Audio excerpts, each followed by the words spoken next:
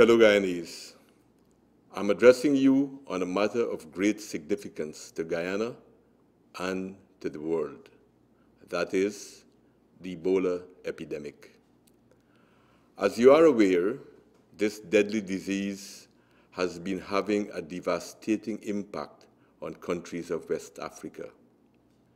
I wish, on behalf of the government and all Guyanese, to extend our profound concern and solidarity with the governments and peoples of Liberia, Guinea, and Sierra Leone, in particular in West Africa, who are battling this deadly disease. The international community is only now in the process of providing assistance to combat this disease and to stop its spread. Guyana, in its own small way, has joined those efforts to muster resources to assist these countries in halting its spread. However, despite this, we have seen it crossing continents into Europe and the United States of America. In the world that we live in today, in which globalization has spawned the most massive movement of people in history, no country is guaranteed that it could not be affected. Here in Guyana, we also have to take preventative and curative measures to protect our people.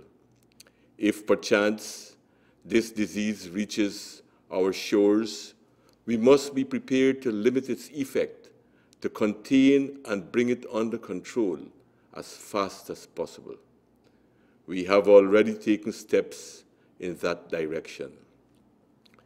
In the first instance, residents from a number of West African countries are not being issued with visas to come to Guyana during this epidemic. We are also advising our citizens to avoid traveling to those destinations for the time being, but if they have to, on return, they must declare if they have visited any of those countries affected by Ebola or countries that are at risk in West Africa. We have stepped up surveillance at ports of entry.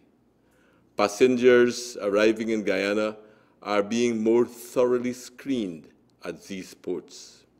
In this regard, the Guyana Civil Aviation Authority, the Chedijagan International Airport, and Ogle Airport authorities, the Ministries of Works and Health, have been working closely to monitor the arriving passengers.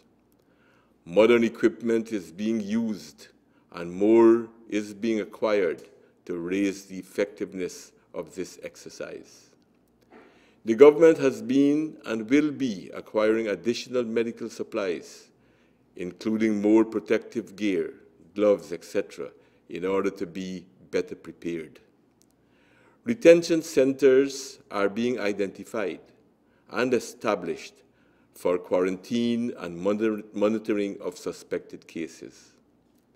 In the event of the discovery of suspected cases, the public health responses have been organized. Suspected arriving passengers will be quarantined at holding centers at ports of entry.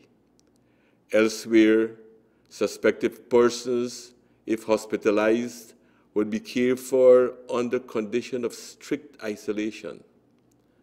A larger population of suspected cases would be mandatorily quarantined at identified facilities established in the country. This situation, I'm sure you will appreciate, is one that calls for the full cooperation of the whole population of our country.